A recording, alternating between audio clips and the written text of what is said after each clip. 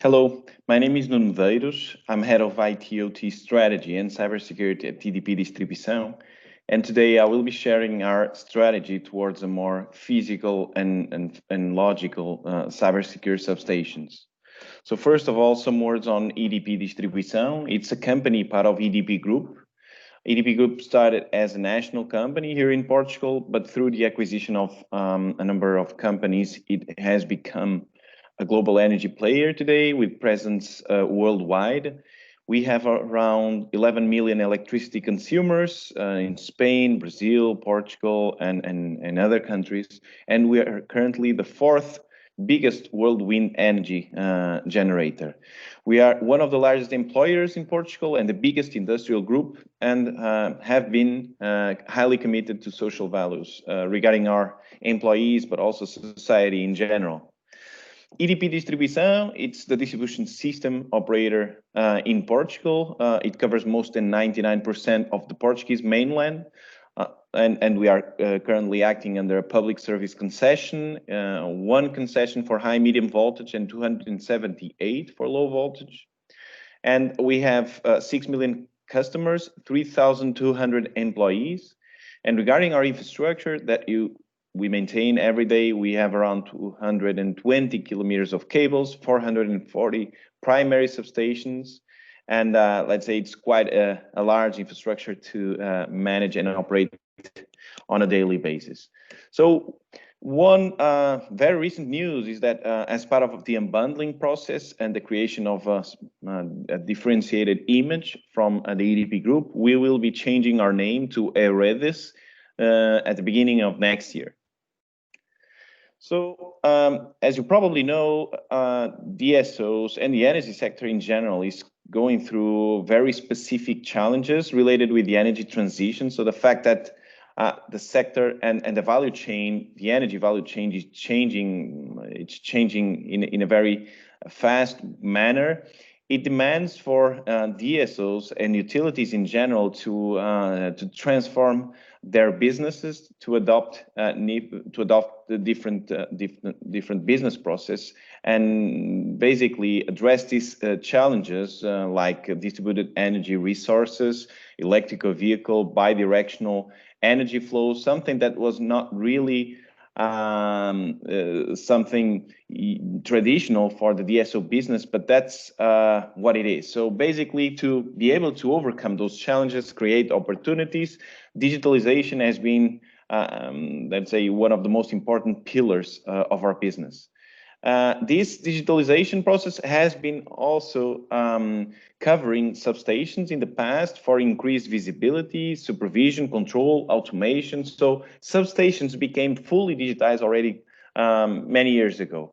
Of course, that during this digitalization process, this transformation, the level of digitalization of substations, the amount of technology that we are deploying, it's increasing further. So the fact is that these very critical facilities, the primary substations, which are key assets for grid exploration and stability, covering many customers, have been changing, have been digitizing, and as part of this digitalization process, of course, we have risks. So the question is, are we, as we digitize these assets, are we taking in consideration the cyber and physical security risks related with this process? Are these substations under physical and cyber threat? So I would say they are, definitely are, because the energy sector has been targeted in the past by cyber criminals. We have seen in Ukraine in 2015, 3 DSOs, more than 30 substations were hacked, and 250,000 people were affected based on these cyber attacks. And again, next year, not a DSO, but a TSO was also compromised, and a substation has been compromised and intruded. So in the end, as we go through this digital transformation process over our businesses and also over this critical assets, we have to take into consideration the risk related to that utilization, because in the end, we are trying to make these installations more connected, more effective in the way we manage and operate, but at the same time, we are creating other risks that we should take in consideration if you want to do a sustainable process. So what we have seen is that as long as we don't really address these challenges, we will be under risk in terms of how malicious actors are able to access our networks and really compromise our most important business objectives. So how to ensure that through this process we really address these risks, these new risks, in a sustainable manner? Of course, we need to adopt risk mitigation strategies to ensure that we have the right mix of technical and procedural controls. So when we think about implementing cybersecurity controls, physical security controls, we need to take in consideration the level of risk and, of course, the prioritization of investment that you should put in place to make sure that you mitigate the most relevant risks.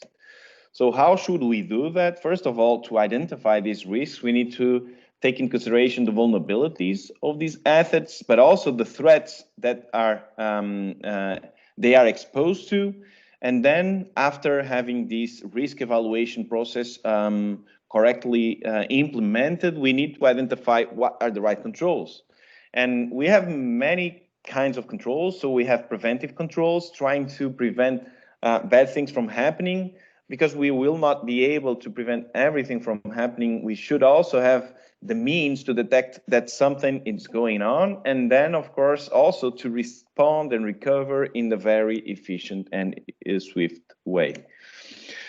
But this is, of course, easier said than done. We are not talking about informational infrastructure, we are talking about operational technology. And operational technology has a number of particularities that become as obstacles to the implementation of these or the most traditional security controls. Some of these characteristics are diversity, because we have very different kinds of hardware and software solution being implemented. We have been implemented OT on substations for 30, 20, 10 years. This means that throughout this chronology, we have been implementing very different technologies from different vendors, from different vendor generations, so it's quite heterogeneous. We have performance, because typically these applications, RTUs, IEDs, they run in very limited resources and we cannot really affect its performance. They are not very flexible. And for example, if we think about the patching capability of these technologies, they are very limited, although vendors usually sell us the idea that we are able to patch OT. What we know is that they will not support a patching process where we don't decommission and have at least 2 or 3 weeks of testing. So, in fact, we don't have an effective patching capacity for operational technology. We have insecurity by design. So, in the past, cybersecurity was not really something considered. So, in the end, we don't have security capabilities embedded in the devices that we've been implemented. We have physical constraints, so there's also limited space in these facilities to implement new technology, and they are unattended. So we don't really know what happens in these facilities most of the time. And of course, technology is out there and exposed to someone to physically get access to it. So in the end, these are some of the limitations we have on operational technology, but we also need to consider something which is, let's say, the most important assumption that we need to consider while implementing security, which is security cannot really degrade the service or the operation of this technology that we have on substations. This is the first rule of engagement, making sure that while you implement security, you don't really jeopardize the operational status of this technology. So, because we at EDP Distribution, we have this understanding of the risk related with this digitalization process. We acknowledge that the risks are out there and that we don't have yet implemented a strategy to assure that we have a common understanding inside of the risks and the controls that we should implement at substation level. We decided to implement a project called a Cyber and Physical Security Project for substations. with three main objectives. The first one is to have, let's say, a clean slate of understanding of the current security status at EDP distribution substations at the physical, at cyber security level. So really understand what we have out there, more than 440 substations, and what are the main limitations, the main vulnerabilities we have. Second, assess the level of cybersecurity at substations in light of the most appropriate and well-known international standards. We don't want to reinvent the wheel. We want to use standards and make sure that our approach, our strategy is aligned with those standards. And then identify the requirements or the controls to be implemented and integrate these controls in a pluriannual strategic roadmap where we will be able to invest in implementing, in materializing, the most relevant controls in the substations where we identify the highest risks. So how can we implement this project in 4 different stages? The first one is to have an understanding of the most common standards on operational technology cybersecurity. Second, to understand through an assessment what is current status at EDP distribution, through surveys, through interviews, through documentation analysis. How are we today in terms of cyber and physical control implementation at substations? Then go for the risk assessment process to identify the existing risks, and last but not least, identify and prioritize the controls to be implemented. One of the most important decisions while implementing this project in 2018 and beginning of 2019 was to split up the substations into 3 different groups. There are 2 reasons related to that. The first one is because we have too many substations, so we'll never be able to implement controls at all substations or all controls at all substations. So we should have an idea of what are the most critical assets we have to focus our resources, financial and of course human resource, in implementing on the most critical substations. And then because of course if we have substations that are more critical than others, we should focus our efforts in those substations. So it's a matter of focusing on what's more important, but also focusing our efforts in solving the problems on those most important substations. So we divided in 3 different groups. The ones that are identified as national critical infrastructures, in Portugal, 26 substations. Then a second group, the ones that business considers more important for grid stability and the operation capability. And then all other substations, so 383. By doing this, we were able to perform the risk assessment and identify different risks for substation group 1 and 2 and substation group 3. So of course that if we have different risks, and in this sense we have more critical risks on the first 2 than the third, we will be able to focus our investment to solve these problems in these more important substations. So some of the conclusions from our risk analysis is that there are high and very high threats to the business processes covering substations. So it was clear for us that we have some problems to solve.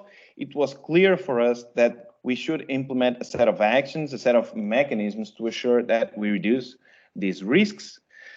Most likely threats are a consequence of an ease of access to equipment. So physical security is one of our biggest vulnerabilities because these, as I mentioned, these facilities are unmanned. So people are able to access this technology if they go somewhere in our substation, and they are able to physically intrude these facilities. And then another interesting insight is that vulnerabilities were heterogeneously identified in the various substations we have. So although we have a set of substations that are more critical than others, this doesn't mean that the level of security on these substations is improved in comparison with the others, which is of course a problem. It means that we are not focusing our efforts and having, let's say, a higher standard for the most important substations, which is a limitation. So based on the risk analysis, we were able to identify 33 complementary controls. All these controls are focusing in mitigating at least one of the existing risks. But the last step, because controls are just requirements, we had to translate that into projects or initiatives. So we had identified 17 projects or initiatives to be able to implement these 33 complementary controls, which were then integrated in a roadmap that we call Cyber Physical Security for Substation program. It's a pluriannual program to be able to implement these controls, to bring these controls to most of our substations. So hopefully it was clear till now that we did a theoretical analysis of the existing risks we have at substations. We identified the controls to be able to mitigate those risks, and then created the tools, the initiatives that we need to put in place to be able to mitigate the risks that we have, or the most pressing risks that we have identified. And the reason why we took that and created a program was because of the following strategy. So the objectives of this program are to establish an integrated security strategy for EDP distribution substations. So it's important to have an aggregated overview of all the initiatives related with cyber and physical security that we need to implement to assure proper risk mitigation. So second, integrated substation cyber physical risk management. We need to manage risk in a centralized way, making sure that all the initiatives are really addressing the risks that we have identified. Implementation of fundamental controls. Of course, we have identified a small number of controls that are critical for our substation, so that is currently our focus. Programming with an holistic view. So we have an umbrella initiative that is really looking and monitoring all the initiatives and projects, making sure they are developing fast and in accordance to our strategy. And this is also important in terms of communication, making sure that internally there's an understanding that we have this program, that this program really considers all these different initiatives that are important to be implemented in a complementary way as part of our strategy. And again, not only at internal, for internal understanding, but also for external understanding, because in the end, we have to talk with the regulator, because we need investment to make sure that we implement these projects. We need to talk with our National Cybersecurity Center. They are the ones that will check for compliance in the future based on the NIS directive. So it's important to have this structured approach to for substation cybersecurity.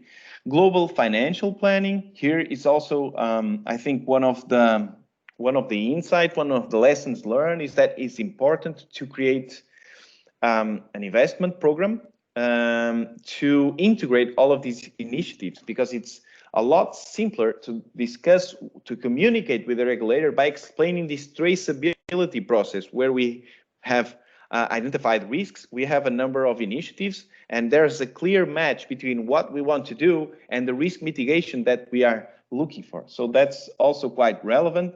And then last but not least, the scope of the ISO 27001. So EDP Distribution since 2018 has been implementing an ISO 27000 implementation program. We have been certified in 2018 on the first of 5 scopes, 5 business processes. Last year, we certified the first and the second processes, and now we are looking into certifying a third process, which is related with operating and maintaining substation operational technology. So in the end, this program is, the structure we need to make sure that we have a proper risk mitigation strategy for substations, which is something very relevant for ISO 27000 standard.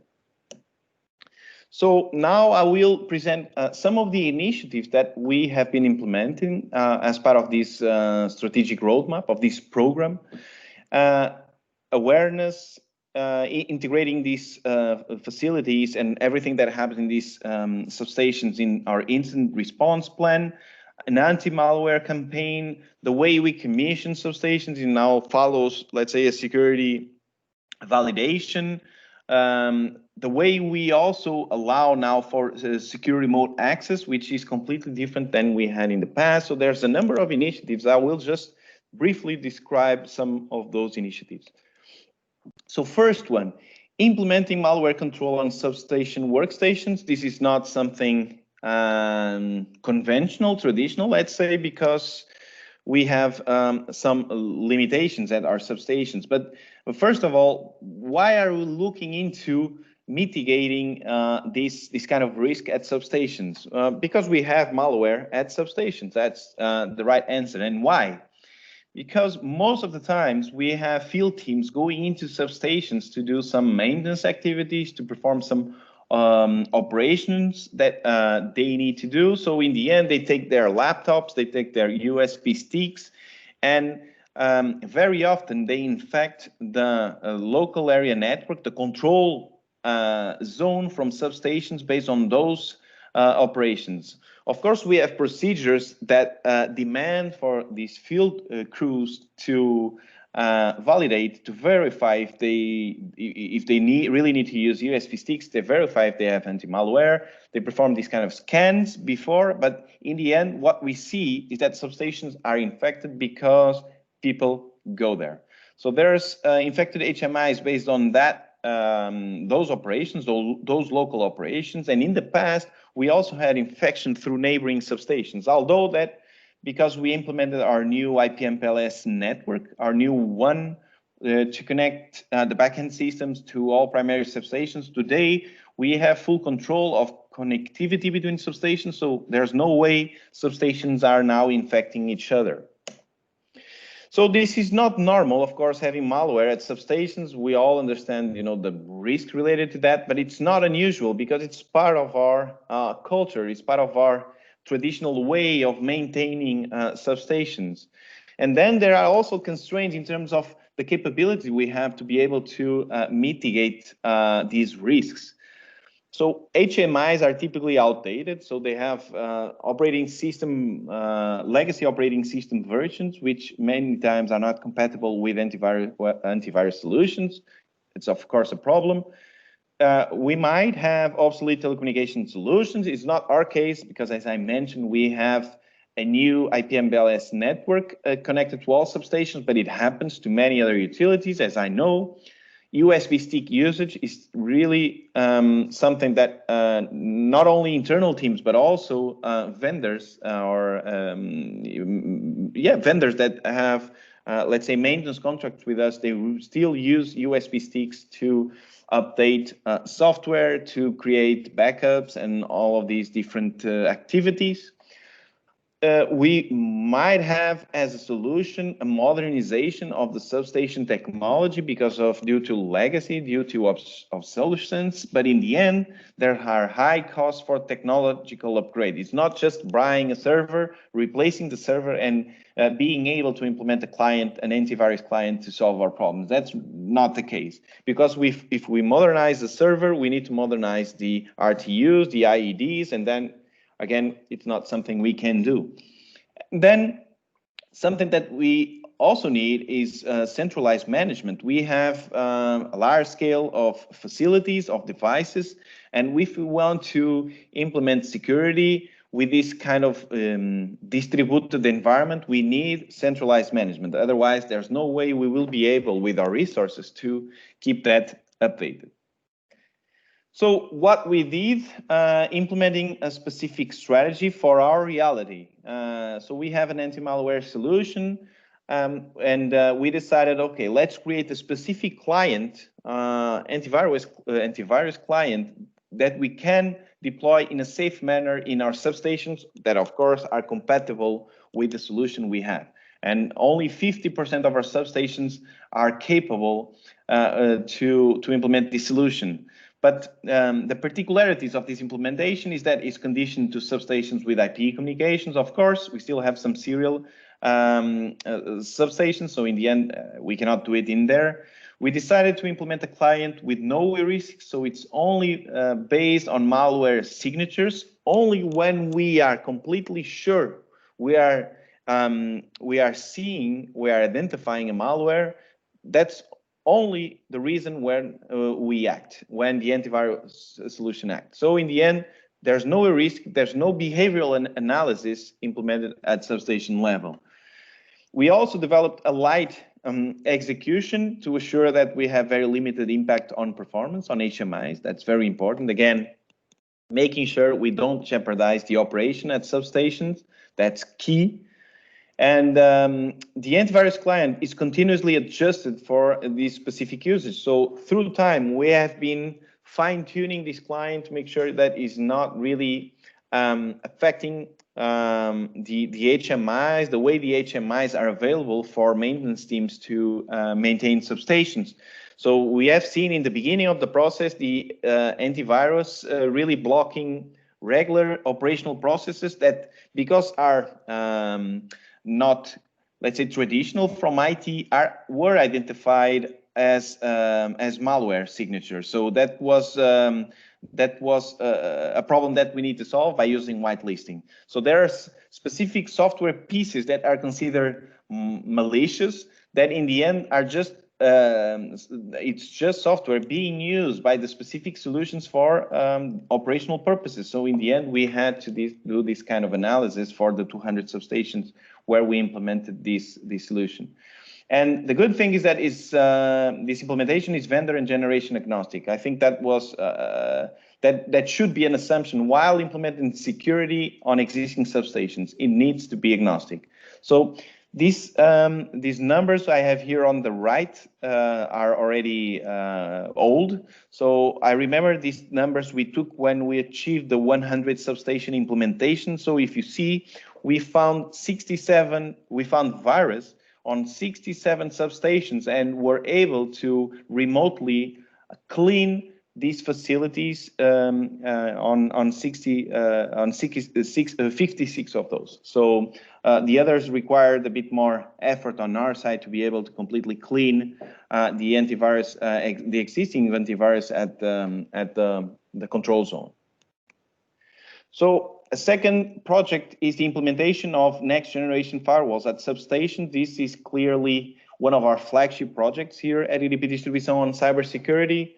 What we are doing is implementing an appliance at substations to ensure that we implement a minimum security requirement at substation floor. It should be independent of the existing technology, again, vendor and generation agnostic, and also be simple to manage. So the idea there is to implement a baseline of security requirements at all substations based on this appliance that will allow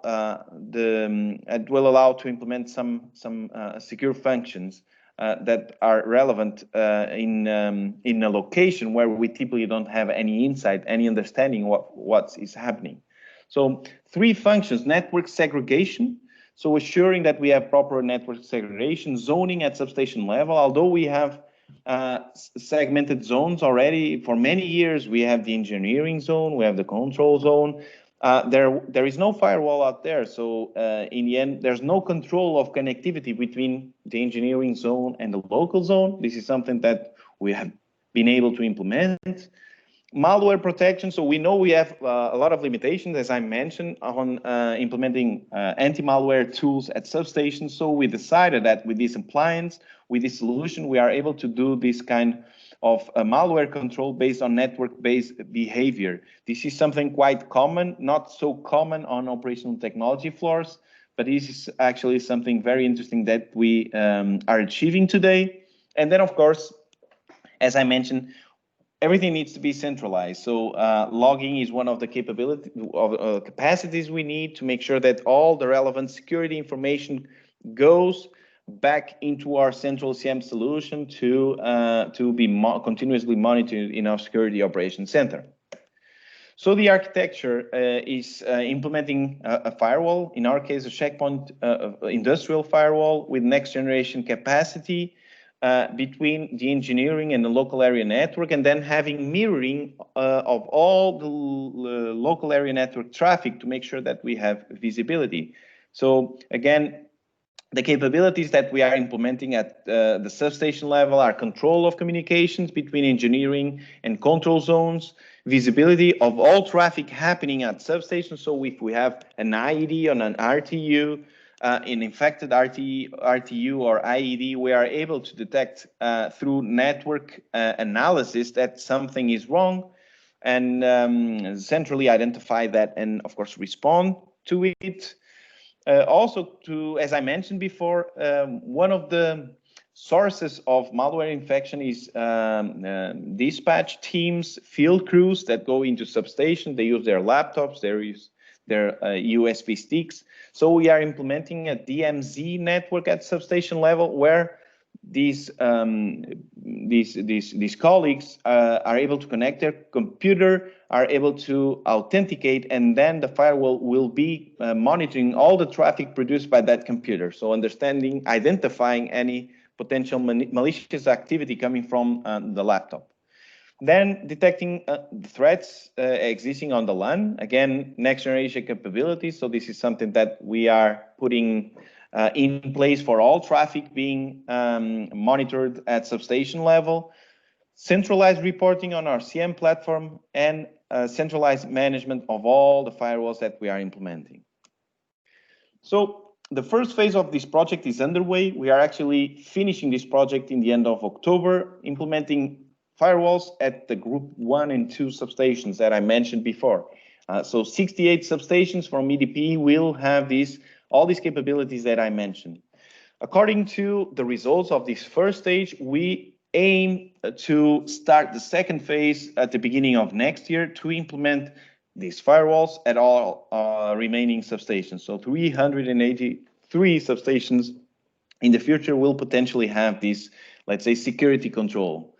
So the scope, again, the installation of central systems to manage all the infrastructure, installation of industrial firewalls in 68 substations. Another interesting activity from this project is assuring that the firewall is part of the by design architecture of new substations. So all new substations from EDP starting in 2021 will have this firewall device already implemented by design. It's part of its architecture. Making sure that the security policies and the security procedures based on the industrial firewall implementation will be integrated in our incident response plan. This is also one of the activities of the project. And then implementing the security policies and making sure that the organization acknowledge these new capabilities in their day-to-day operations. In terms of the objectives, is all these functions that I have already described. So last initiative, and this is a future-proof project. So it's really focusing on new substations and not ensuring the implementation of security controls in the existing substations of EDP distribution. And the idea here is to implement or to assure cybersecurity requirements for new substations. These cybersecurity requirements are focusing on all the devices that are implemented at substation level. RTU, HMIs, IEDs, and communication switches. So those devices are the ones that integrate the automation and control architecture at substation level, and all these devices are now defined with specific cybersecurity requirements in mind. So it's, let's say, a by design architecture and a by design solution for substations of the future. So how did we do that? We didn't do that by ourselves. We did that together with other DSOs and the help of ENCS. So it was one of the member projects from European Network for Cybersecurity that we are currently members of. What we did together was based on standards, but also our specific knowledge to identify what should be the security requirements to implement in all these devices that I mentioned before. We didn't invent the wheel again, because we need to have, we need to have requirements that are aligned with what vendors are doing. So we need to ask for something, something they are able to do in a timely and cost-efficient way. So in the end, we use standards, we use our common sense, our common knowledge to identify a set of requirements that you can see here that are applicable to the different devices. Of course, that based on the device that we are addressing, there are a bit more extensive set of requirements or a bit more simpler set. It depends, of course, on the capabilities that we have on these devices. If you consider an RTU or an IED, you know, the computation level of these devices is completely different. So that's why we also had to identify specific security requirements from this global set according to the capacity that the different components really can endure. So new substations are the substations of the future at EDP distribution, again, starting in 2021. So this is something that this new architecture with new requirements and the firewall, it's something that we are currently qualifying at EDP distribution. And this means that future substations will already have, by design, the firewall and the set of security requirements as mandatory. So these are just a few of the initiatives and projects that integrate our strategic roadmap from the Substation Cyber Physical Security program that we have in place at EDP Distribution. Some of the key takeaways that I would like to share with you from my presentation are that substations are highly digitized, so therefore prone to cyber threats. So it's very important that while we go through this digital transformation, we take in consideration the risks and also the controls that we should put in place to have a sustainable process. We have a very complex ecosystem. Real-time critical operation is a priority. And although we have ubiquitous, diverse, and both legacy and IT technology in place, we need to find ways to implement security.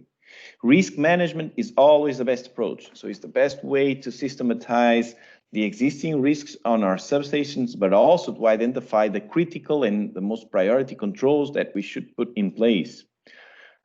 However, there is no silver bullet for security of substations. There's no single way of implementing security. You need a set of complementary controls based on the risks that you have identified to make sure that you have, let's say, a mature strategy towards risk mitigation. We need to ensure a global strategy for all substations, the ones that we already have and the ones that we will have in the future. For the ones in the future, we should be anticipating that future, making sure we have security by design on the architecture side, but also on the component and devices that we are integrating in our substation ecosystem. So for all of the substations we already have in place, we need agnostic solutions for the present because they are so different in terms of the technology, the devices that they have in there, that we need to find ways of not dealing individually with each of the substations that we have. And the only way is to find solutions, to find technologies that are applicable to all the substations that we already have. So this is it. I hope it was an interesting presentation. And of course, I will be available for your questions next. Thank you very much.